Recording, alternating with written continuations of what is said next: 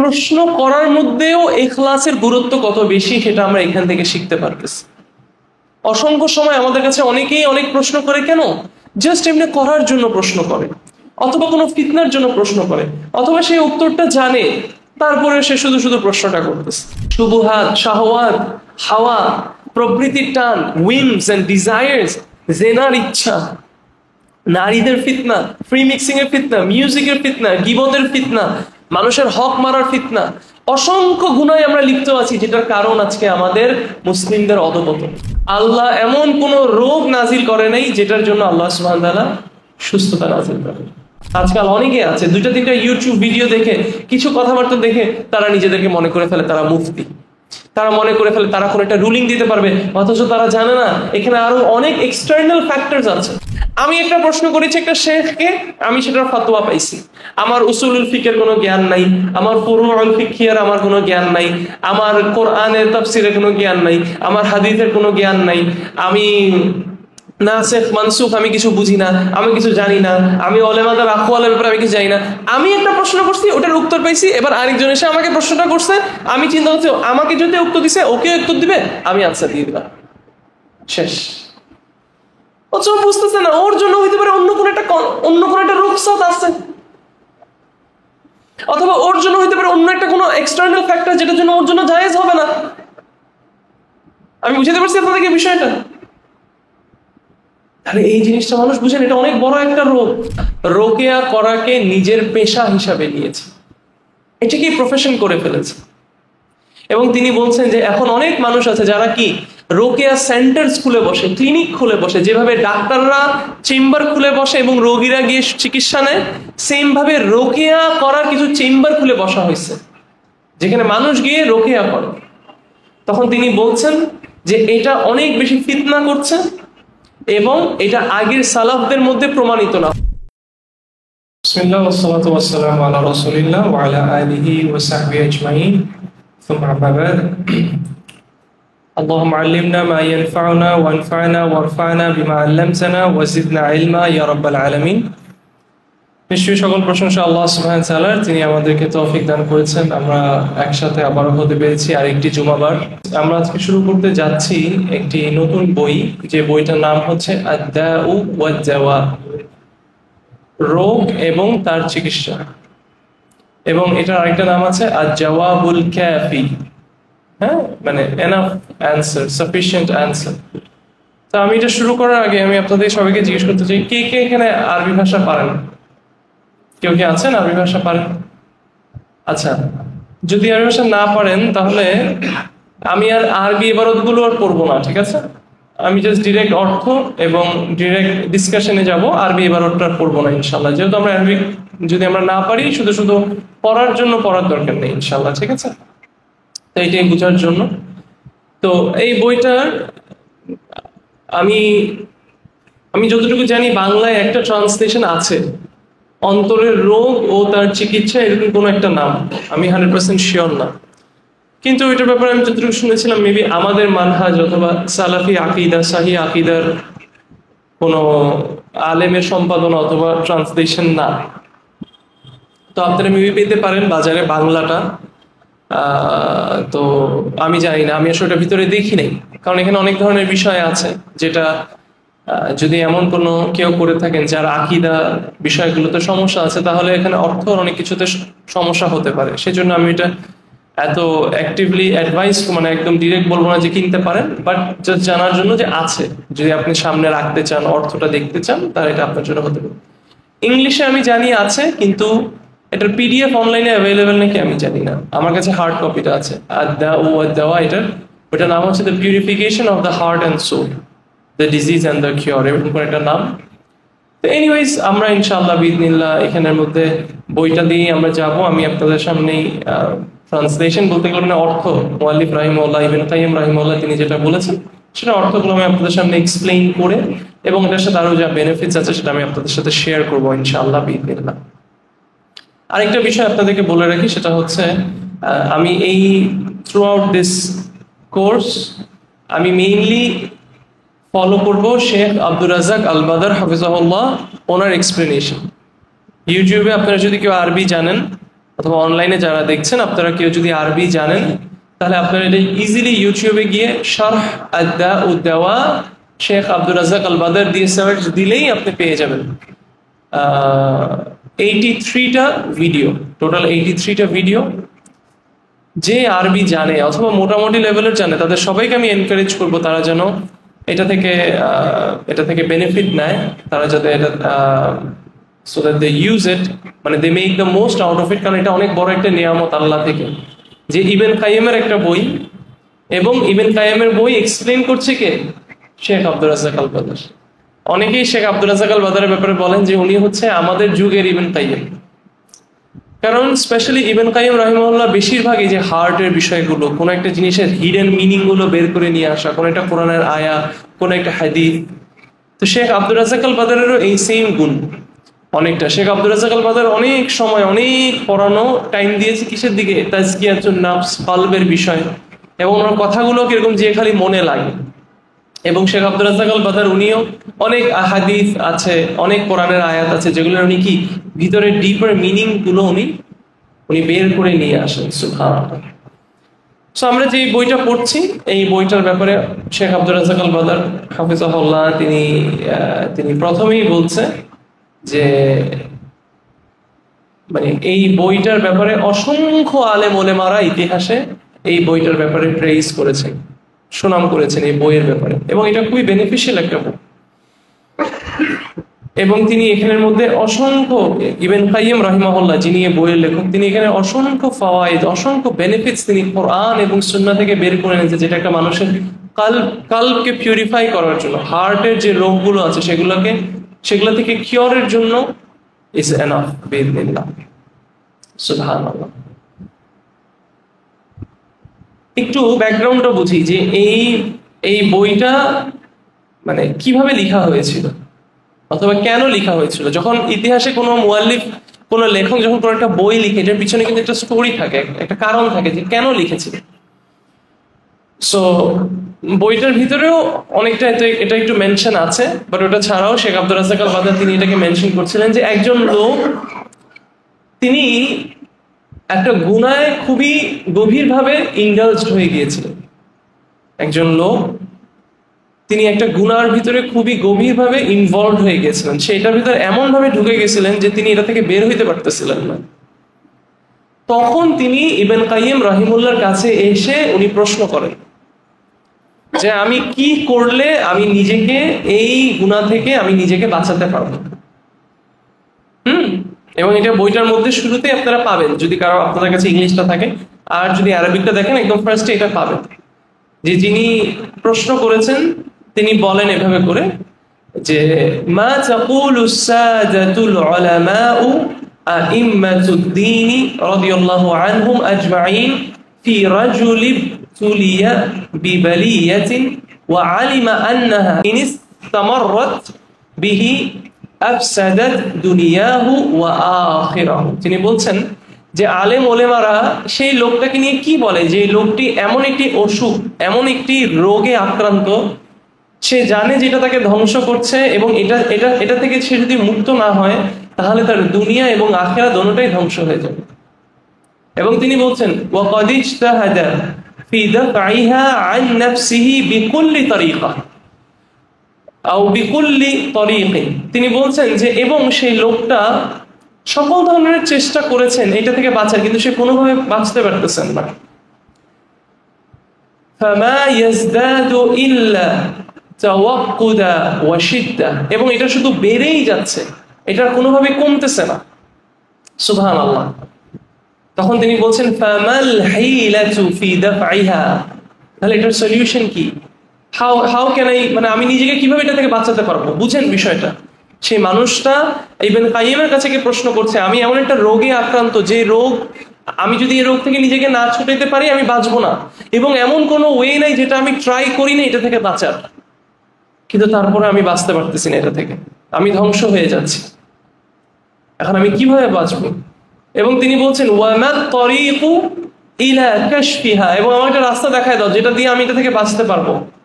ফারাহিমাল্লাহু মান আআনা মুবতালা, এবং আল্লাহ যেন রহম করে তাকে যে মানে যে যে যে হেল্প করলো এমন একটা মানুষকে, এমন একটা রোগে আক্রান্ত মানুষকে, এবং তিনি বলছেন ওয়াল্লাহু ফি আউনিল আবদি মা কানাল আবদু ফি আউনি আখিহি, এবং আল্লাহ সুবহানাহু ওয়া তাআলা সেই ভাইকে সাহায্য করবে যে তার ভাইয়ের পাশে দাঁড়ায়।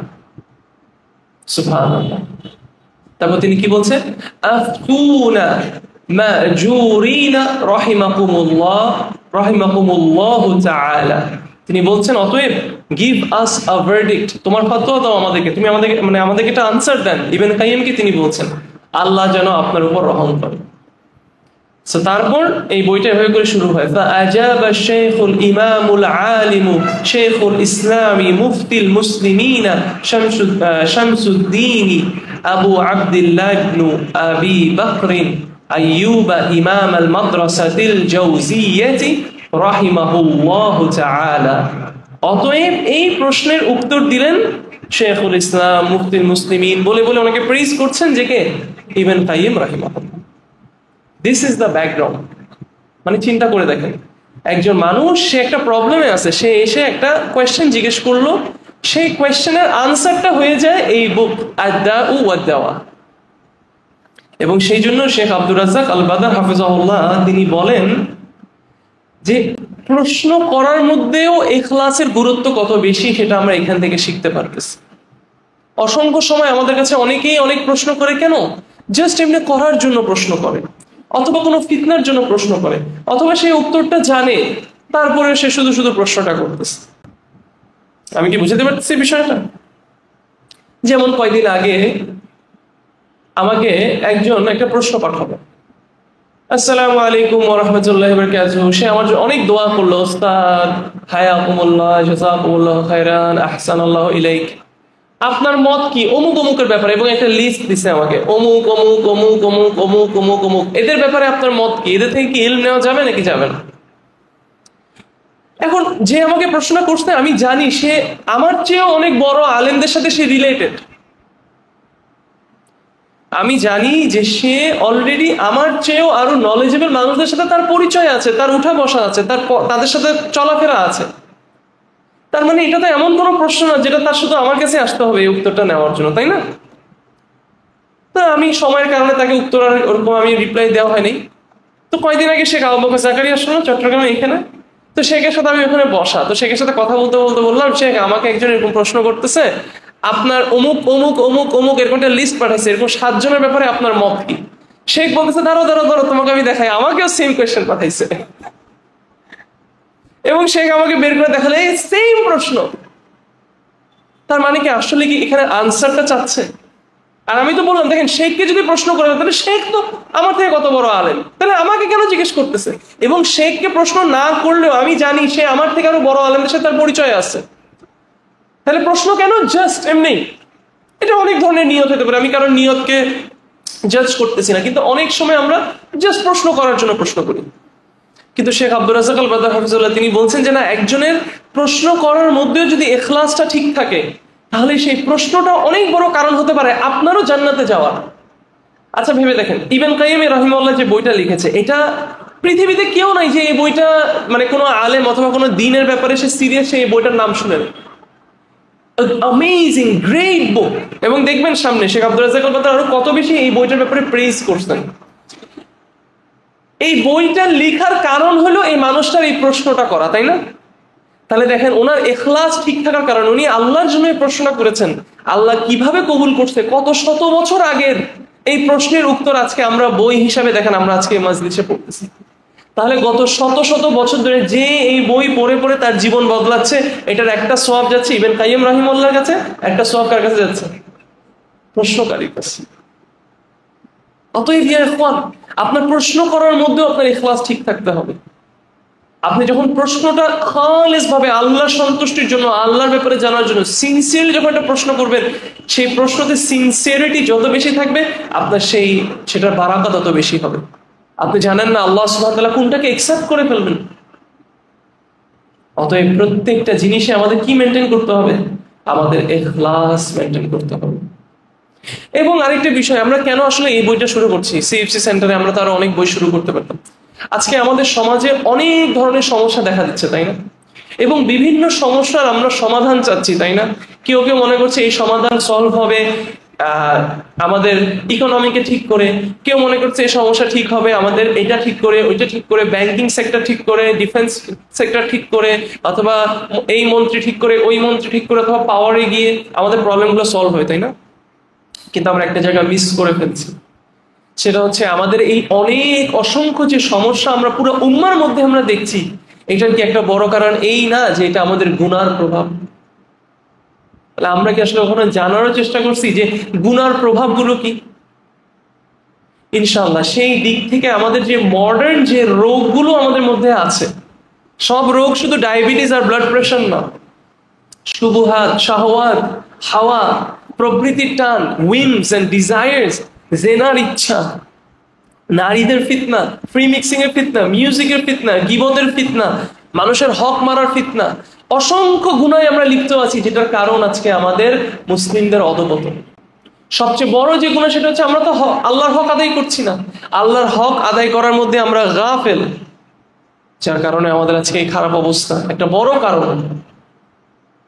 অতএব আমরা যখন এই বইগুলো পড়বো, এরকম বইগুলো যখন আমরা পড়বো, তখন এটা আমাদের নিজেদের আত্মশুদ্ধি, আমাদের নিজেদের সেলফ রেকটিফিকেশন, সেলফ পিউরিফিকেশন হিসেবে কাজ করবে। এটা আমাদেরকে প্রকৃতভাবে আল্লাহর বান্দা হতে সাহায্য করবে। অতএব শেখ আব্দুর রাজ্জাক আল-বাদার হাফেজাহুল্লাহ তিনি বলছেন, প্রত্যেক মুসলিম যেন এই বইটাকে কি হিসাবে নেয়? একটা ফোর্ট্রেস হিসাবে নেয়, একটা ফোর্ট্রেস মানে একটা প্রোটেকশন হিসাবে নেয়।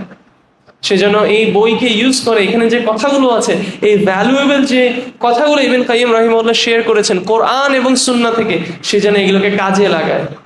কেন? যেন সে তার নিজেকে সেফ গার্ড করতে পারে বিভিন্ন হার্ম থেকে। এবং শেখ আব্দুর রাজ্জাক আল-বাদার হাফিজুল্লাহ তিনি তার এই এক্সপ্লেনেশনের মধ্যে, এই বইয়ের তিনি এনকারেজ করছেন প্রত্যেক মুসলিমকে এবং প্রত্যেক লিসনারকে এবং প্রত্যেক তালিবুল ইলমকে কি করতে, এই বই থেকে যেই বেনিফিটস আপনারা পাবেন সেটা যেন আপনারা শেয়ার করেন। সো শেখ আব্দুর রাজ্জাক আল-বাদারের সেই কথার উপর আমি আমল করছি, ইনশাআল্লাহ আপনারা আমার এই কথার উপর আমল করবেন। আজকে আপনারা নিয়ত করেন, এই ক্লাস থেকে আপনারা হতে পারে কোনো একটা বেনিফিট আপনারা পাবেন, সেই বেনিফিট আপনারা কোথাও লিখে রাখবেন, সেটা আপনারা সোশ্যাল মিডিয়াতে শেয়ার করবেন। শুধু শুধু অন্যের কথা নিয়ে ব্যস্ত হয়ে টাইম ওয়েস্ট না করে আমরা এমন কিছুতে টাইম স্পেন্ড করি যেটা আমাদের জন্য পরজীবনে কাজে আসবে। আপনি এখানে ইবনে কাইয়িম রাহিমাহুল্লাহ থেকে হতে পারে বেনিফিশিয়াল কিছু একটা শিখবেন, সেটা আপনি স্প্রেড করেন, সেটা আপনি শেয়ার করেন। শেখ আব্দুর রাজ্জাক আল-বাদার সেই দিকে আমাদেরকে আহ্বান জানাচ্ছে। আপনি অনেকভাবে এটা করতে পারেন। আপনি হতে পারেন আপনি নিজে লিখতে পারেন যে আমি আজকে দার্সে এই বিষয়টা পড়েছি, এই জিনিসটা আমি নতুন শিখেছি, এটা একটা জিনিস হতে পারে। আপনার কাছে যদি বইটা থাকে, আপনি বইয়ের কোনো একটা প্যাসেজ নিয়ে আপনি ফেসবুকে অথবা কোথাও শেয়ার করতে পারেন। অথবা আমাদের যখন এই রেকর্ডিংটা দেওয়া হবে, আমাদের এসব রেকর্ডিং এর কোনো কপিরাইট নেই, সো আপনারা এই রেকর্ডিংগুলো থেকে ক্লিপস নিয়ে আপনারা শেয়ার করতে পারেন ইনশাআল্লাহ বিইذনিল্লাহ।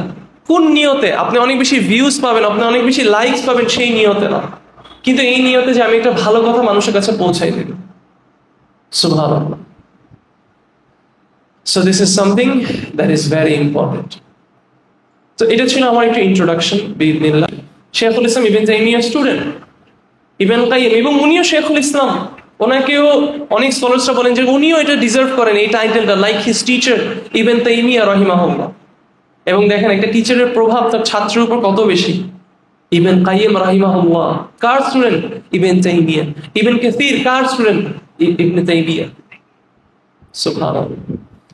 সো শেখুল ইসলাম ইবনে কাইয়িম রাহিমাহুল্লাহ তিনি এবার এই যে প্রশ্নটা যে করলেন, প্রশ্নটা কি ছিল? লোকটা কি প্রশ্ন করেছে? কে বলতে পারবে আমাকে সুন্দর করে? প্রশ্নটা কি ছিল আপনি বলুন। ওই লোকটা, একটা লোক ইবনে কাইয়িমকে একটা প্রশ্ন করেছিল, সেটা কি? বলেন জোরে বলেন। সে এমন একটা রোগে আক্রান্ত যে রোগ থেকে সে কোনোভাবে বাঁচতে পারছে না এবং সে জানে সে ধ্বংস হয়ে যাচ্ছে। অতএব তিনি কোরআন সুন্নাহর আলোকে একটা উত্তর চাচ্ছে ইবনে কাইয়িম রাহিমাহুল্লাহ থেকে, যেটার মাধ্যমে তিনি বাঁচতে পারবেন। এবার ইবনে কাইয়িম রাহিমাহুল্লাহ তিনি শুরু করছেন। তিনি বলছেন প্রথমে, লিকুল্লি দাইন দাওয়াউন, প্রত্যেক অসুখের জন্য চিকিৎসা আছে, প্রত্যেক অসুখের জন্য চিকিৎসা আছে। তিনি বলছেন আলহামদুলিল্লাহ, সকল প্রশংসা আল্লাহর, প্রত্যেক রোগের জন্য কি আছে?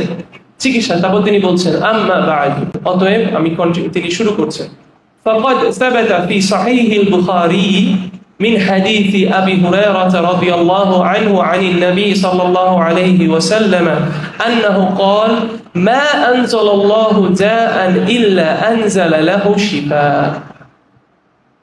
ইবনে কাইয়িম রাহিমাহুল্লাহ ওনাকে যখন এই প্রশ্নটা করা হলো তিনি শুরু করছেন উত্তর দিয়ে যে রাসূলুল্লাহ সাল্লাল্লাহু আলাইহি দেখেন কি সুন্দর উত্তর শুরু হচ্ছে ক্বাল আল্লাহ ক্বাল রাসূল। দেখেন সালাফদের মানহাজ কিছু শুরুই করছে হাদিস দিয়ে। রাসূলুল্লাহ সাল্লাল্লাহু আলাইহি ওয়াসাল্লাম সহিহ আল বুখারীতে হাদিস আবি হুরায়রা রাদিয়াল্লাহু আনহু থেকে বর্ণিত যে রাসূলুল্লাহ সাল্লাল্লাহু আলাইহি ওয়াসাল্লাম বলেছেন কি মা আনজালাল্লাহু দাআন ইল্লা আনজালা লাহু শিফা। আল্লাহ এমন কোন রোগ নাজিল করে নাই যেটার জন্য আল্লাহ সুবহানাহু ওয়া তাআলা সুস্থতা নাজিল করেন। وفي صحيح مسلم من حديث جابر بن عبد الله قال قال رسول الله صلى الله عليه وسلم لكل داء دواء। প্রত্যেক রোগের জন্য রাসূলুল্লাহ সাল্লাল্লাহু আলাইহি ওয়াসাল্লাম বলেন প্রত্যেক রোগের জন্য চিকিৎসা আছে। فإذا أصاب دواء الداء برأ بإذن الله। যখন তাকে তার চিকিৎসাটা দেওয়া হয় সেই রোগের চিকিৎসা দেওয়া হয় তখন আল্লাহর অনুমতিতে আল্লাহর পারমিশনে তার থেকে রোগটা মুক্ত করা হয়। সুবহানাল্লাহ। আরেকটা হাদিসে রাসূলুল্লাহ সাল্লাল্লাহু আলাইহি ওয়াসাল্লাম বলেন ওয়াফি মুসনাদিল ইমাম আহমদ মিন হাদিসি উসামা ইবনে শারীক عن النبي صلى الله عليه وسلم قال إن الله لم ينزل داء إلا أنزل له شفاء। নিশ্চয়ই আল্লাহ সুবহানাহু ওয়া তাআলা এমন কোন রোগ নাজিল করেন যেটার জন্য তিনি শিফা দেননি। আলিমাহু মান আলিমা, যে জানে সে জানে, ওয়া জাহিলাহু মান জাহিলা, এবং যে জানে না সে জানে না। ফি ওয়া ফি লফজ, এবং আরেকটা রিওয়ায়াতে এসেছে ইন্নাল্লাহা লাম ইয়াদা দাআন, নিশ্চয়ই আল্লাহ সুবহানাহু ওয়া তাআলা এমন কোনো ওষুধ দেন নাই ইল্লা ওয়াদা লাহু শিফাআন, এক্সেপ্ট এটার জন্য একটা চিকিৎসা দেওয়া হয়েছে। আও দাওয়াআন, অথবা এটার জন্য কোনো একটা ওষুধ দিয়েছেন। ইল্লা দাআন ওয়াহিদা, একটা রোগ ছাড়া। ক্বালু ইয়া রাসূলুল্লাহ মা হুয়া, সাহাবীরা বলেন ইয়া রাসূলুল্লাহ সেটা কি? ক্বাল আল হারাম, তিনি বললেন আল হারাম। ক্বালা তিরমিযী হাযা হাদীসুন সহিহ। একটা অসুখ ছাড়া সেটা কি? বৃদ্ধতা, ওল্ড এজ, বয়স যখন হয়ে যায় একটা মানুষ একদম ওল্ড হয়ে, যেটা লাস্ট এইজে ওল্ড এজের যেটা, সেটা ইভেন্চুয়ালি একটা মানুষ মারা যাবে। ঠিক আছে, তো রাসূলুল্লাহ সাল্লাল্লাহু আলাইহি ওয়াসাল্লাম বলেন এটা ছাড়া অন্য সব রোগের চিকিৎসা আল্লাহ সুবহানাহু ওয়া তাআলা দিয়েছেন। সুবহানাল্লাহ। So this is very important যেন আমরা এই জিনিসটা বুঝি। শেখ আব্দুর রাজ্জাক আল বাদার হাফিজাহুল্লাহ তিনি এই পার্টটাকে, যে আমি তখন আপনার সামনে যেটা পড়লাম, এই যে ইবনে কাইয়িমকে যে প্রশ্নটা করা হলো যে আমি একটা রোগে আক্রান্ত, আমাকে এটা চিকিৎসা দেন, এবার ইবনে কাইয়িম শুরু করলেন চিকিৎসার কথা বলে না, আগে শুরু করলেন কি বলে? এইটা স্টাবলিশ করে যে প্রত্যেক চিকিৎসার রোগ আছে। সো শেখ আব্দুর রাজ্জাক আল বাদার হাফিজাহুল্লাহ তিনি এই পার্টটাকে এক্সপ্লেন করে তিনি বলছেন যে ইবনে কাইয়িম রাহিমাহুল্লাহ এই যে সহিহ আল বুখারী, সহিহ আল মুসলিম, মুসনাদ আহমদ, এই সব জায়গা থেকে যে হাদিসগুলো আনছেন সেই প্রত্যেকটা হাদিসে এটাই বারবার সাব্যস্ত হচ্ছে যে প্রত্যেকটা রোগের জন্য চিকিৎসা আছে। এবং যখন একটা মানুষ আমার কাছে একটা রোগ নিয়ে আসলো এবং যখন হতাশ হয়ে থাকে, এই হতাশটা কেন হয়? একটা মানুষ যখন রোগী হয়ে যায় তখন সেটা যখন চিকিৎসা নিতে আসে এবং চিকিৎসা নিতে এসে সে যখন হতাশ হয়ে থাকে, এটার মানে কি? এটার মানে হচ্ছে তার মনে এটা একটা ধারণা আসে যে আমার এই রোগের মনে হয় কোনো চিকিৎসা নাই, তাই না? সেই জন্য একটা মানুষ কি হয়ে যায়? হতাশ হয়ে যায়। সো শেখ আব্দুর রাজ্জাক আল বাদার হাফিজাহুল্লাহ তিনি বলছেন যে ইবনে কাইয়িম এমন কিছু হাদিস দিয়ে শুরু করছেন যেটা এই লোকটাকে আশা দিচ্ছে, হোপ দিচ্ছে যে ভাই দেখো তোমার এমন কোনো, কারণ সে প্রশ্নে কি বলতেছে যে আমি এমন একটা রোগে আক্রান্ত যে আমি অনেক রাস্তা নিছি, কোনোভাবে আমি এটাতে সুস্থ হইতে পারতেছি না। Does it make sense? এখন বুঝতেছি সবাই? তাহলে কি সুন্দর দেখেন বিষয়টা, যে ইবনে কাইয়িম রাহিমাহুল্লাহ উত্তরটা দেওয়াই শুরু করছে আশার হাদিস দিয়ে।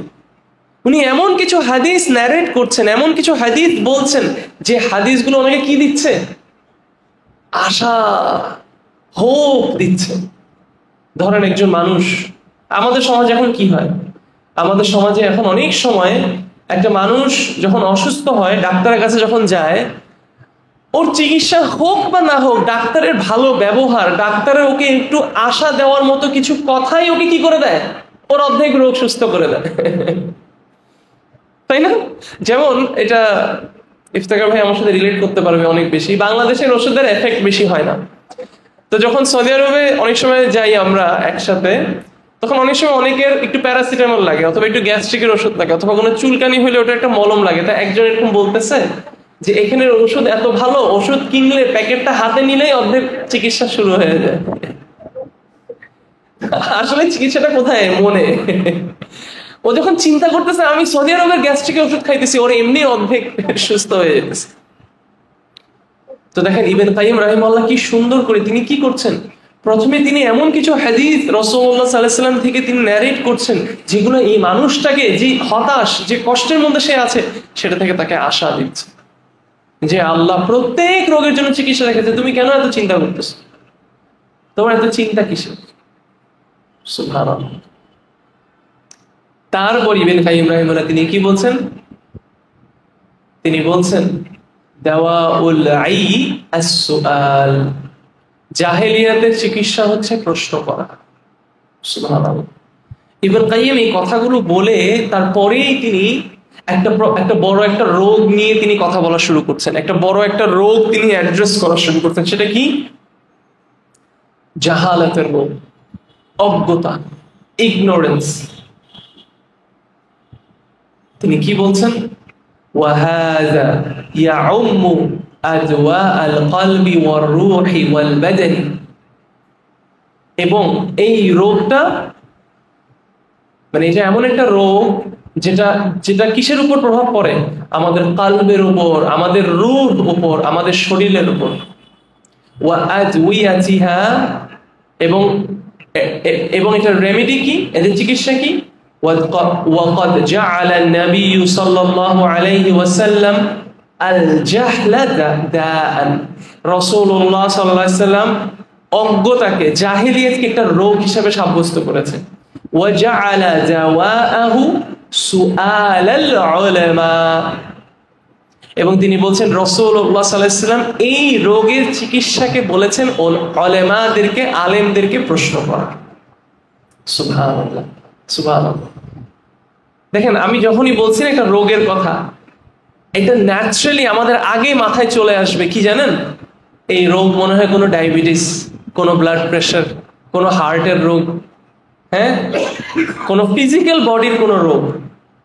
অথচ ইবনে কাইয়িম প্রথমেই বললেন প্রত্যেক রোগের চিকিৎসা আছে। তারপর ফার্স্ট যে রোগ তিনি অ্যাড্রেস করা শুরু করছেন সেটা হচ্ছে কি? জাহেলিয়াতের রোগ। এবং তিনি বলছেন যে রাসূলুল্লাহ সাল্লাল্লাহু আলাইহি ওয়াসাল্লাম কি করেছেন?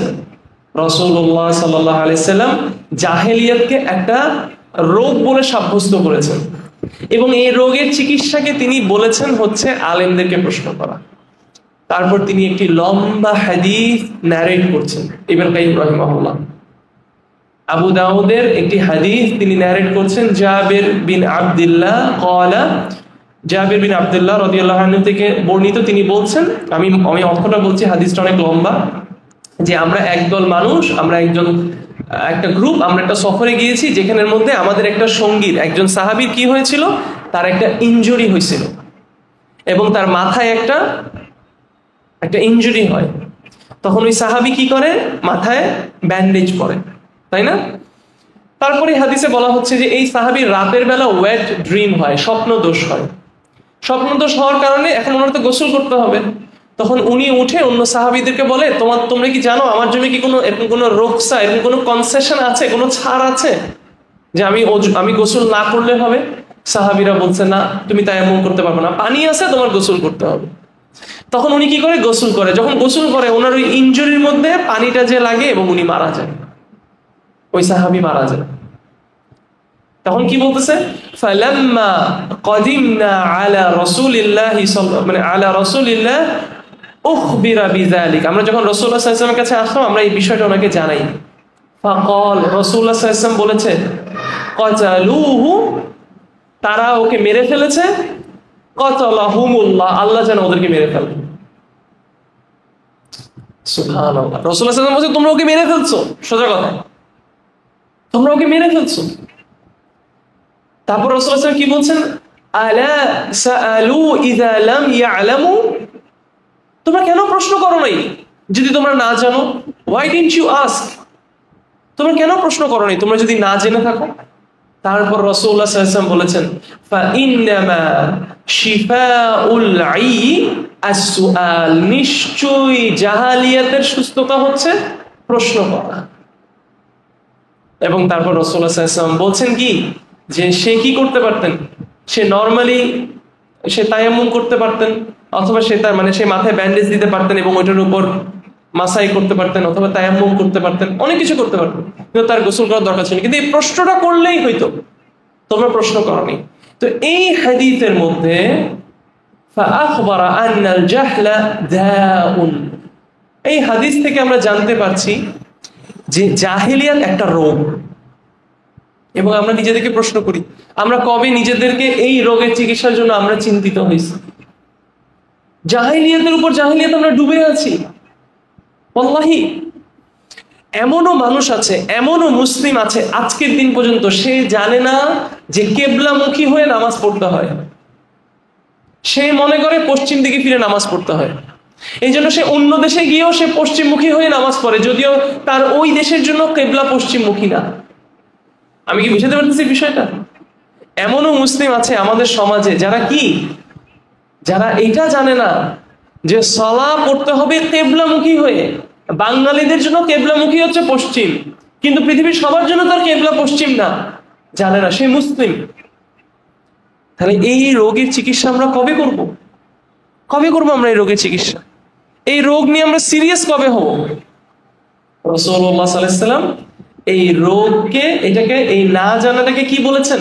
একটা রোগ হিসেবে সাব্যস্ত করেছেন। এবং যে রোগের চিকিৎসা হচ্ছে কি? প্রশ্ন করা আলেম ওলামাদেরকে। এবং এখান থেকে এটাও বোঝায় যে যারা যোগ্য না, the danger of unqualified rulings, যারা যোগ্য না তারা যখন প্রশ্নের উত্তর দেয়, যারা যোগ্য না তারা যখন প্রশ্নের উত্তর দেয়, তখন সমাজের মধ্যে ফিতনা ফাসাদ দেওয়া আরো বেশি শুরু হয়। আজকাল অনেকে আছে 2-3টা ইউটিউব ভিডিও দেখে, কিছু কথাবার্তা দেখে তারা নিজেদেরকে মনে করে ফেলে তারা মুফতি, তারা মনে করে ফেলে তারা কোনো একটা রুলিং দিতে পারবে, অথচ তারা জানে না এখানে আরো অনেক এক্সটার্নাল ফ্যাক্টরস আছে। আমি আপনাদেরকে যেমন একটা এক্সাম্পল দিই। একটা ডাক্তারের কাছে একবার একজন মহিলা গেছে। সেই মহিলা গিয়ে বলতেছে যে আমার মুখে তো অনেক দাগ উঠে, এই দাগগুলোর চিকিৎসা কি? আপনার কাছে কোনো ওষুধ আছে? তখন ওই ডাক্তার বলতেছে যে হ্যাঁ, এটার একটা ওষুধ আছে, কিন্তু তার আগে একটা প্রশ্ন, আপনি কি আগামী 6 মাসের মধ্যে কনসিভ করার প্ল্যান করতেছেন? আপনি কি আগামী 6 মাসের মধ্যে বাচ্চা নেওয়ার কোনো পরিকল্পনা আছে? তখন ওই মহিলা বলতেছে এভাবে তো চিন্তা করি নাই, ওরকম তো প্ল্যান আছে বা নাই এরকম কোনো কিছু না। তখন ওই ডাক্তার বলতেছে শুনেন, এই যে আপনার এই মুখে যে দাগগুলো হচ্ছে, এটার জন্য আমি আপনাকে যে ওষুধটা দিব, এই ওষুধটার একটা সাইড এফেক্ট হচ্ছে যে কনসিভে এটা এফেক্ট করবে, আপনার কনসিভ হওয়াতে এটা একটা বাধা হিসেবে কাজ করবে। অতএব আপনার আগামী 6 মাসে যদি এরকম কনসিভ করার কোনো প্ল্যান না থাকে, আমি আপনাকে ওষুধটা দিতে পারবো। আর যদি কনসিভ করার প্ল্যান থাকে তাহলে সব বাদ। ওই ডাক্তার এভাবে করে বলছে সব বাদ, আপনি ওইটাতে মনোযোগ দেন যে আপনার একটা বাচ্চা নেওয়া আপনার টার্গেট। এসব মুখের দাগ টাগ এগুলো নিয়ে আপনার চিন্তা করার কিছু। আমি এই কথাটা কেন বলছি? এখন এই মহিলা ধরেন তার মুখের দাগের জন্য এই ওষুধটা নিল। এখন সে তো আর ডাক্তার না, সে বাসায় গিয়ে এটা ইউজ করা শুরু করতেছে। এখন তার মুখের দাগ চলে গেল। এবার আরেকটা মহিলা আসলো, তাকে বললো কি রে আপা, আপনার মুখে তো আমি অনেক দাগ দেখছিলাম, কোথায় গেল দাগগুলো? তো সেই আপা বলতেছে যে ও আমি তো এই মলমটা ইউজ করি, এটা ইউজ করাতে দাগগুলো চলে গেছে, আর আমি এই ট্যাবলেটগুলো খাইছি, এটাতে আমার এই দাগ চলে গেছে। তাহলে দেখি আপা আমাকে দেন তো। এখন সে ধরেন এটা দেওয়া শুরু করলো, কিন্তু এই মহিলার 6 মাসের মধ্যে কনসিভ করার প্ল্যান। ক্ষতি হয়ে গেল না? ক্ষতি হয়ে গেল। কিন্তু তাহলে দোষটা কোথায় ছিল? ও ডাক্তার না, কিন্তু ও মাইন্ডসেটে ওষুধ দেওয়া শুরু করছে। আমাদের সমাজে এটা অনেক বেশি হয়, কিছু হইলেই গ্যাস্ট্রিকের ওষুধ খাওয়া দেয়, কিছু হইলেই গিয়ে একটা গ্যাস্ট্রিক ওষুধ খাওয়া দেয়, অথচ সে জানে না সে হতে পারে তার শরীরে অন্য কোনো রোগ আছে যেটা ডাক্তার জানে যে এই ওষুধটা খাইলে তাকে এফেক্ট করবে। আমরা কিন্তু এটা অনেক বেশি করি। সেম কাজটা আমরা আমাদের ইসলামেও করি। আমি একটা প্রশ্ন করেছি একটা শেখকে, আমি সেটার ফতোয়া পাইছি, আমার উসুলুল ফিকের কোনো জ্ঞান নাই, আমার ফুরুউল ফিকহিয়ার আমার কোনো জ্ঞান নাই, আমার কোরআনের তাফসিরের কোনো জ্ঞান নাই, আমার হাদিসের কোনো জ্ঞান নাই, আমি নাসিখ মানসুখ আমি কিছু বুঝি না, আমি কিছু জানি না, আমি উলামাদের আকওয়ালের ব্যাপারে আমি কিছু জানি না। আমি একটা প্রশ্ন করছি, ওটার উত্তর পাইছি, এবার আরেকজন এসে আমাকে প্রশ্নটা করছে, আমি চিন্তা করছি আমাকে যদি উত্তর দিছে ওকে উত্তর দিবে, আমি আনসার দিয়ে দিলাম, শেষ। ও বুঝতেছে না, ওর জন্য হইতে পারে অন্য কোন একটা রুখসাত আছে,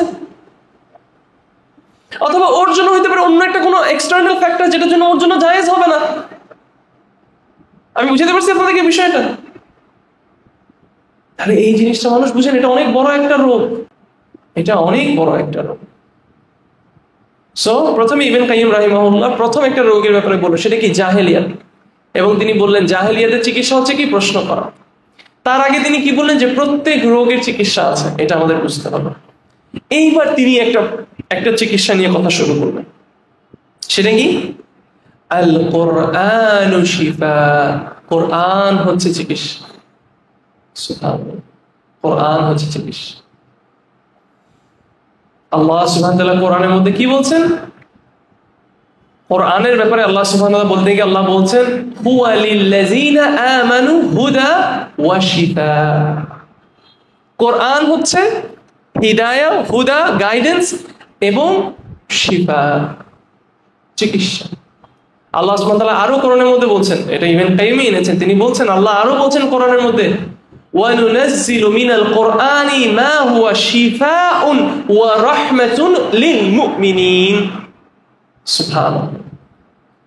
এই কোরআন যারা মুমিন, যারা বিলিভার্স, তাদের জন্য কি? তাদের জন্য হিদায়াত, তাদের জন্য সুস্থতা, হিলিং। আল্লাহ আরো বলছেন যে আমি এই কোরআনকে নাজিল করেছি যেটার মধ্যে আছে কি? সুস্থতা এবং mercy to the believers, healing এটার মধ্যে, শিফা চিকিৎসা।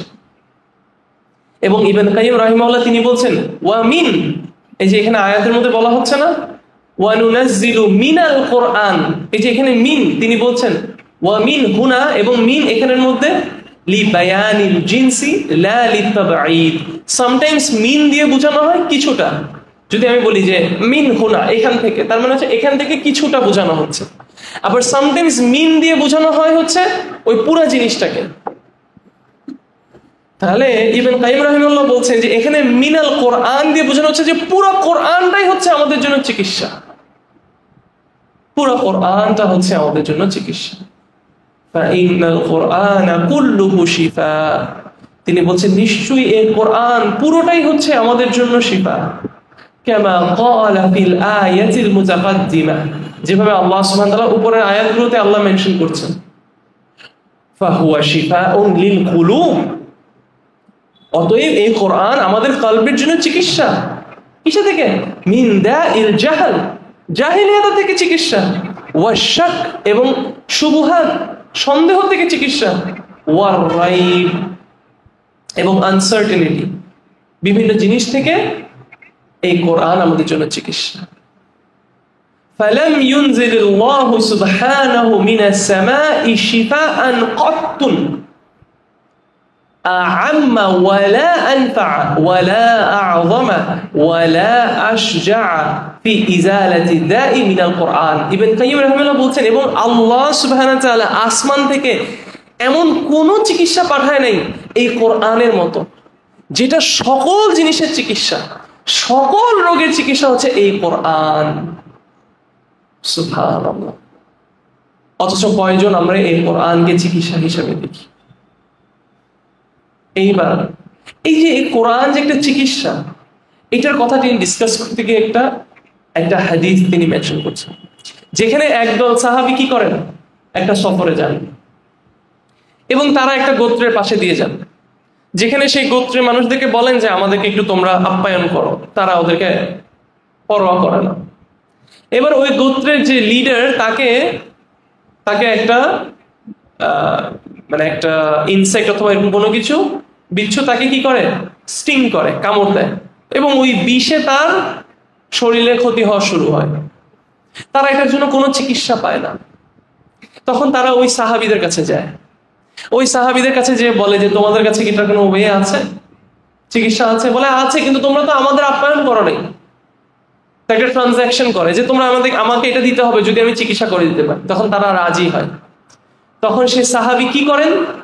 সে সাহাবী জাস্ট পড়েন আলহামদুলিল্লাহি রাব্বিল আলামিন, এবং সেই লোকটা সুস্থ হয়ে যায়।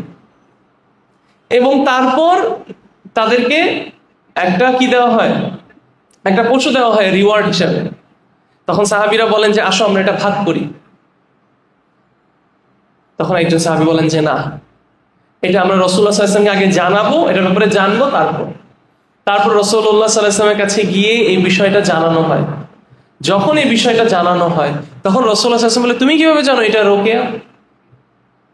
তখন বলে তুমি যেটা করেছো ঠিক করেছো, এবং তোমরা এটা ভাগ করে নাও, এবং তোমাদের ভাগের মধ্যে আমার জন্য কিছু শেয়ার হয়। সুবহানাল্লাহ। এই হাদিস থেকে প্রমাণিত হচ্ছে কি, যে সূরাতুল ফাতিহা, কোরআন তো শিফা, এবং সূরাতুল ফাতিহা অনেক বড় একটা শিফা, অনেক বড় একটা চিকিৎসা আমাদের জন্য। ইবনে কাইয়িম রাহিমাহুল্লাহ তিনি বলেন ফাকাদ আথরা হাযা দাওয়াউ, এই চিকিৎসাটা, এই ওষুধটা, মানে এই চিকিৎসাটা মানে কি, কোরআন অনেক বড় একটা চিকিৎসা হিসেবে কাজ করছে ফি হাযা দাই, এই রোগের জন্য, ওয়া আযালাহু, এবং এটাকে সরাই ফেলার জন্য, হাত্তা কাআন লাম তাকুন, as if তিনি এমন ভাবে সুস্থ হয়েছিলেন as if তার কিছুই হয় নাই। এটা কি দিয়ে? কোরআন দিয়ে। কি দিয়ে? সূরাতুল ফাতিহা দিয়ে। ফাহুয়া আসহালু দাওয়াইন ওয়া আইসারুহু, এবং এটা সবচেয়ে সহজ চিকিৎসা। আসহাল, সবচেয়ে সহজ চিকিৎসা এবং সবচেয়ে সিম্পল চিকিৎসা। ওয়ালাউ আহসানাল আবদু তাদাওয়িয়া বিল ফাতিহা, এবং যদি একটা বান্দা সূরা ফাতিহা দিয়ে চিকিৎসাটাকে সুন্দর করে এটাকে ইউজ করতে, এটাকে কাজে লাগাইতো, লা রাআ, তাহলে তারা দেখতো, লাহা, এই সূরা ফাতিহা দিয়ে চিকিৎসাটা, তাসীরান আজীবান ফিশ শিফা, অদ্ভুত অদ্ভুত মানে এফেক্টস দেখতো এই সূরা ফাতিহা দিয়ে চিকিৎসা করার। এবং তিনি বলছেন যে আমি একটা সময়, আমি মক্কার মধ্যে লম্বা সময় ছিলাম, এবং আমার আশেপাশে কোনো ডাক্তার ছিল না, আমার আশেপাশে কোনো ওষুধ ছিল না, অতএব আমি নিজেকে বারবার চিকিৎসা করেছি সূরাতুল ফাতিহা দিয়ে, এবং আমি অনেকজনকে সূরাতুল ফাতিহা প্রেসক্রাইব করেছি, এবং তারা আজীব, মানে এখানে আজীবান মানে হচ্ছে ওই আজীব না, ভালো না আরে কি আজীব, এটা এরকম না, মানে হচ্ছে অবাক করার মতো, অবাক করার মতো শকিং রেজাল্টস। সুবহানাল্লাহ। সো ইবনে কাইয়িম রাহিমাহুল্লাহ তিনি এখানের মধ্যে সূরা ফাতিহার যে গ্রেট কি, যে মানে গ্রেট এফেক্ট, এটার ব্যাপারে তিনি বলছেন। এবং এই কথা বলতে গিয়ে শেখ আব্দুর রাজ্জাক আল বাদার হাফিজাহুল্লাহ তিনি বলছেন যে অথচ আজকে আমরা এমন একটা দিনে আসছি যেখানে আপনি যদি কোনো অসুখ নিয়ে আসেন, কোনো সমস্যা নিয়ে আসেন, যে কোনো ধরনের অসুখ, আপনার ফিজিক্যালও কোনো অসুখ, আপনার হাতে ব্যথা, পায়ে ব্যথা, অথবা আপনাকে জিনে আছর করছে, অথবা আপনি জিনের কোন একটা প্রবলেমে পড়ছেন, অথবা ব্ল্যাক ম্যাজিকের কোন একটা ইস্যুতে পড়ছেন, অথবা নজরের কোন একটা ইস্যুতে পড়ছেন, কোনো কিছুতে পড়ছেন। এখন আমি যদি আপনাকে বলি আসেন আমি আপনাকে রুকিয়া করাই দিব, তখন সে বলবে যে কি দিয়ে রুকিয়া করবেন? যদি আমি বলি যে আমি সূরা ফাতিহা দিয়ে রুকিয়া করব, আজকের সমাজে মানুষ বলে ধর, বলবে না এটা কি কোনো রুকিয়া হইল? এই যে কয়েকদিন আগেই মনে হয় এখানে আমাকে একজন এসে প্রশ্ন করতেছে যে একটা তালিবুল ইলমের দিনে কয় ঘন্টা রুকিয়া নিয়ে পড়াশোনার জন্য ইনভেস্ট করা উচিত? আমি বললাম মানে এইভাবে তো কখনো, এরকম প্রশ্ন তো কোনোদিন আমাদের কোনো শেখদেরকে এরকম কখনো আমি দেখি নাই, এটা কেমন প্রশ্ন? মনে করতেছি যে রুকিয়া করাটা আলাদা একটা পুরো বড় একটা সায়েন্স, এবং এটা আলাদা একটা উলুম, যেভাবে হাদিস পড়ি, যেভাবে কোরআন পড়ি, যেভাবে তাফসীর পড়ি, যেভাবে ফিকহ পড়ি, এভাবে আলাদা একটা সাবজেক্ট রুকিয়া নিয়ে আমার পড়াশোনা করতে হবে। অথচ গ্রেটেস্ট রুকিয়া হচ্ছে কোরআন তিলাওয়াত করা, কোরআন দিয়ে রুকিয়া করা, এবং সূরা ফাতিহা দিয়ে রুকিয়া করা। মানে এর থেকে বড় যদি হইতো তাহলে সাহাবীরা আরো অনেকভাবে করতো। আপনি আমার কাছে যদি এখন রুকিয়া করতে আসেন, আমি যদি এখন আপনার রুকিয়া করি শুধু সূরা ফাতিহা পড়ে, আপনি বলেন ধুর এটা কি রুকিয়া করে? আরেকজন রাকির কাছে যান, সে যদি প্রথমে সূরা ফাতিহা পড়বে, তারপর সূরা বাকারার একটা দুটো আয়াত পড়বে, তারপর 10 পৃষ্ঠা পরে গিয়ে আরেকটা আয়াত পড়বে, তারপর একটু সুলাইমান আলাইহিস সালামের একটা আয়াত পড়বে, তারপর জিনের আয়াত পড়বে, তারপর একটু সেহেরের আয়াত পড়বে, ওখানে কি সেহের সেহের সেহের সেহের সেহের সেহের সেহের সেহের এরকম বলবে, তারপর আবার ওখানে গিয়ে একটা আয়াত পড়বে, তারপর আবার একটু আবার পিছনে এসে আবার একটা, আমরা ওরে বাবা এই মানুষ তো ভাই বহুত বড় রাখি। এবং আছে এরকম রাখিও আছে আমাদের সমাজে, যারা এইভাবে করে তারা মনে করে যে তাদের রোকেয়া মনে হয় অনেক বেশি এফেক্টিভ, কারণ সে এই কাজ করে। শুরু করে প্রথমে এখান থেকে 2টা আয়াত পড়বে, তারপর ওই পৃষ্ঠাতে 2টা আয়াত পড়বে, তারপর আবার একটু পিছনে যাবে, তারপর সামনে পিছে সামনে পিছে সামনে পিছে করবে। সুবহানাল্লাহ সুবহানাল্লাহ, আজীব আজীব মানুষের অদ্ভুত অদ্ভুত কাজ। এবং ইবনে কাইয়িম রাহিমাহুল্লাহ বলছেন, কিন্তু আমাদের এই বিষয়টা, আমাদের এই বিষয়টাতে একটু মনোযোগ দিতে হবে, আমাদের এই বিষয়টাতে একটু বুঝতে হবে। সেটা কি? তিনি বলছেন যে এই যে আমরা যে জিকিরগুলো করছি, অথবা যে দোয়াগুলো পড়ছি, অথবা এই যে কোরআনের আয়াতগুলো পড়ছি আমাদের চিকিৎসার জন্য, আমাদের রোকিয়া করার জন্য, কোনো সন্দেহ নেই যে এগুলোর মধ্যে অ্যাবসলিউট সুস্থতা আছে, এটাতে কোনো সন্দেহ নেই। কিন্তু তারপরেও আমরা এটার এফেক্ট অনেকে হইতে পারে পাইতেছি না, যার কারণে আমরা এটাকে সন্দেহ করা শুরু করি। যেমন ধরেন, ও বলতে পারে, একজন বলতে পারে যে আরে আপনি কি সূরা ফাতিহা পড়েন শুধু, আমি তো সূরা ফাতিহা দিয়ে রোকিয়া করতে আমি কোনো এফেক্ট পাইনি, কিন্তু আমি ওইভাবে করে আমি এফেক্ট পাইছি। এর মানে এই না যে সূরা ফাতিহার এফেক্ট কম, অথবা আপনার ওই টেকনিকের এফেক্ট বেশি। আপনি যখন কোরআন দিয়ে রোকিয়া করছেন তখন আরো অনেকগুলো ফ্যাক্টরস আছে যেগুলোর কারণে আপনার এই রোকিয়ার এফেক্ট আপনাকে হেল্প করতেছে না। আমি কি বুঝতে পারছি বিষয়টা? তিনি বলছেন হতে পারে যে রিসাইট করছে, যে রোকেয়াটা করছে, তার ঈমান দুর্বল। যে রোকেয়া করছে তার ঈমান দুর্বল, তার এই বিষয়টার উপর যে আমি কোরআন তেলাওয়াত করলে, আমি সূরা ফাতিহা করলে, তাহলে ভেবে দেখেন ওই সাহাবী সূরা ফাতিহা পড়ে ফু দিয়েছে, রোকেয়া করেছে, ওই লোকের সুস্থতা হয়ে গেছে 20 থেকে। আমরা সূরা ফাতিহা পড়তে পড়তে মুখে ফেনা বের করে ফেললাম, আমাদের কিছু হয় না। পার্থক্যটা তাহলে কোন জায়গায়? পার্থক্যটা কি সূরা ফাতিহা কি একই? উনি যে সূরা ফাতিহা পড়ছে আমরা সে সূরা ফাতিহা পড়ছি না, তাহলে পার্থক্যটা কোন জায়গায়? এই পার্থক্যটা বোঝানোর জন্য আমি আপনাদেরকে একটা এক্সাম্পল দিয়ে বুঝাই।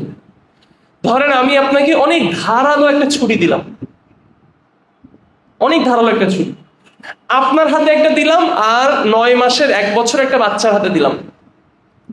আপনি ওই ধারালো ছুরিটা দিয়ে শশাকে যেভাবে কাটতে পারবেন, ওই 1 বছরের বাচ্চা কি ওই ছুরিটা দিয়ে ওই শশাকে কাটতে পারবে? তাহলে দোষ কি ছুরির মধ্যে, নাকি ছুরিটা যার হাতে তার মধ্যে? যার হাতে তার মধ্যে। এটাই ইবনে কাইয়িম রাহিমাহুল্লাহ তিনি বলতে চাচ্ছেন যে এখানে অনেকগুলো ফ্যাক্টরস কাজ করে। আপনি হতে পারে কোরআন দিয়ে রোকিয়া করছেন, আপনি কোরআন দিয়ে চিকিৎসা পেতে যাচ্ছেন, কিন্তু আপনি সেটা কোনো রেজাল্ট পাচ্ছেন না। কেন?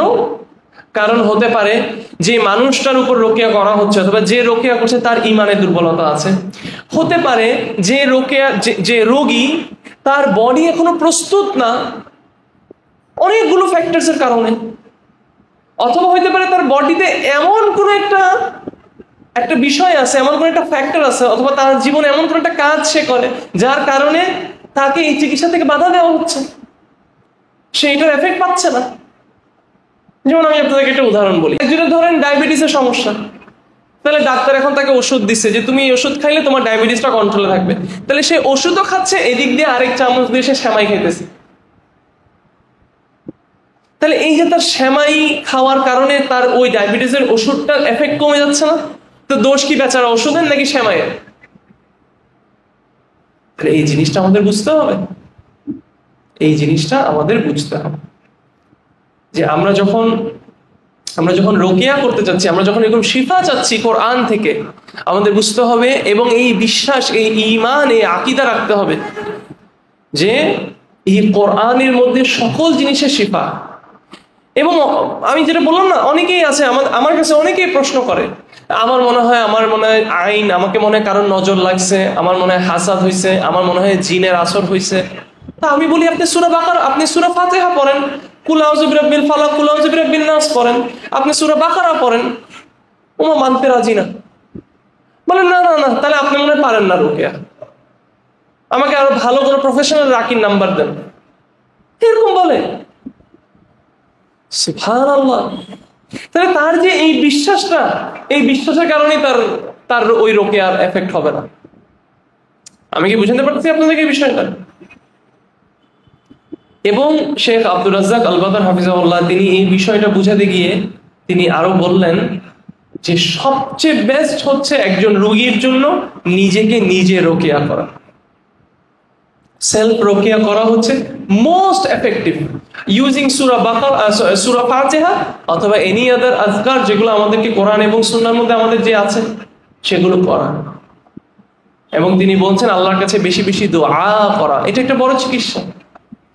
এবং লাস্টলি শেখ আব্দুর রাজ্জাক আল বাদার হাফিজাহুল্লাহ একটা জিনিস নিয়ে সাবধান করেছেন এই বইয়ের এক্সপ্লেনেশন, এই চ্যাপ্টারে তিনি লাস্টলি একটা কথা বলে তিনি সাবধান করে তিনি তার সেশনটা শেষ করেছেন। তিনি কি বলছেন? and I warn against professionalizing Rokeya, রোকেয়াকে পেশা হিসাবে নেওয়া। শেখ আব্দুর রাজ্জাক আল বাদার হাফিজাহুল্লাহ তিনি বলছেন, এটা শেখ আব্দুর রাজ্জাক, এটা কনটেক্সট একটু বোঝার চেষ্টা করেন। শেখ আব্দুর রাজ্জাক আল বাদার প্রথমে কি বলছেন আমি এটা বলবো, তারপর আমি একটু এক্সপ্লেন করবো। তিনি বলছেন যে আমি মানুষকে সাবধান করছি এরকম মানুষ থেকে যারা রোকেয়া করাকে নিজের পেশা হিসাবে নিয়েছে, এটাকেই প্রফেশন করে ফেলেছে। এবং তিনি বলছেন যে এখন অনেক মানুষ আছে যারা কি রোকেয়া সেন্টার খুলে বসে, ক্লিনিক খুলে বসে, যেভাবে ডাক্তাররা চেম্বার খুলে বসে এবং রোগীরা গিয়ে চিকিৎসা নেয়, সেম ভাবে রোকেয়া করার কিছু চেম্বার খুলে বসা হয়েছে যেখানে মানুষ গিয়ে রোকেয়া করে।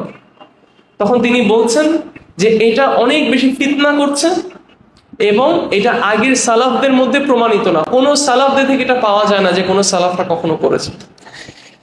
তো আমাদের সমাজেও এরকম আছে, আমাদের সমাজে এরকম আছে। এখন আমি কি আসলে তাহলে এই কথাটা বলে শেখ আব্দুর রাজ্জাক আল বাদার উনি ওনার কনটেক্সটে বলেছেন, উনি ওনার কথা বলেছেন। এখন আমার এখানে একটা কমেন্ট, সেটা হচ্ছে কি, প্রত্যেক রাগী প্রথমে এটা বুঝতে হবে আমাদের দেশে রোকেয়ার নামে প্রচন্ড মানে ভণ্ডামি যেটাকে বলে, দুই নাম্বারি মানে বাটপারি করা হয়। এবং অনেকেই আছে তারা আসলে ম্যাজিক করে, সেহের করে in the name of Rokeya. এবং মার্কেটে এটাই বেশি, মার্কেটে এটাই বেশি। তাহলে নিঃসন্দেহে আমাদের এটা নিয়ে আমাদের অ্যাওয়ারনেস তৈরি করতে হবে, এটার বিরুদ্ধে আমাদের অ্যাওয়ারনেস তৈরি করতে হবে। রাইট রোকেয়া কাকে বলে এটা নিয়ে আমাদের মানুষকে আরো বেশি অ্যাওয়্যার করতে হবে। শারঈ রোকেয়া যেটা সঠিক রোকেয়া এটা মানুষকে শিখাতে হবে, যদি পারি আমরা কাউকে করব। এবং শেখ আব্দুর রাজ্জাক আল বাদার তিনি বলছেন যে এটা সালাফদের প্র্যাকটিস ছিল না যে এটাকে এভাবে প্রফেশন হিসেবে নেওয়া, মানে রোকেয়াটাই আমার প্রফেশন, আমার মানে আমার ব্রেড অ্যান্ড বাটার, আমার জীবিকার জন্যই আমি রোকেয়া করি, আমি রাখি। তিনি বলছেন এটা সালাফদের মধ্যে কখনো প্রমাণিত না, কোনো সালাফ কখনো এরকম করেন। তো এই মুহূর্তে আমি তো এমন কিছু রাকি আছে আমাদের সমাজে যারা আমাদের ধারণার, যারা কোরআন সুন্নাহকে ফলো করে, যারা আমাদের শেখদেরকে সম্মান করে, যারা আমাদের মানহাজের, এবং তারা রোকেয়াও করে। তো অনেক সময় আমি এরকম তাদের সাথে কথা বলেছি, কেউ কেউ আমাকে এরকম একটা ওপিনিয়ন দিয়েছে, এরকম একটা কথা বলেছে যে ভাই দেখেন আমরা যদি এখন রোকেয়া করা বন্ধ করে দেই তাহলে ওই যে যারা রোকেয়ার নামে দুই নাম্বারই করতেছে তারা আরো বেশি সাহস পাবে, অথবা তাদের দুই নাম্বারই আরো বাড়বে। তো সেই জায়গায় আমরা একটা অবস্টেকেল এবং হকটা পৌঁছানোর জন্য আমরা আমাদের এই রোকেয়া সার্ভিসটা আমরা কন্টিনিউ করছি। আমি এখানে কোনো কমেন্ট করবো না, বিকজ আমি এরকম কোনো বড় আলেম না। শেখ আব্দুর রাজ্জাক আল বাদারের একটা ওপিনিয়নটা আমি আপনাদের সাথে শেয়ার করলাম। তবে আমি আমাদের যেসব ভাইরা রোকেয়া করেন অথবা রোকেয়াটাকে প্রফেশন হিসেবে নিয়েছেন এবং তারা প্রফেশনাল রাকি, আমি তাদের কাছে অ্যাডভাইস করব আপনারা প্রত্যেকজন আমাদের যারা নাম করা জানা যেসব শয়ুখরা আছে, বড় আলেমরা আছে, তাদের সাথে একবার হলেও আপনি গিয়ে আপনি নিজে পরামর্শ করে তাদের থেকে আপনি ফতোয়া নিয়ে আপনি যেন এটা করেন।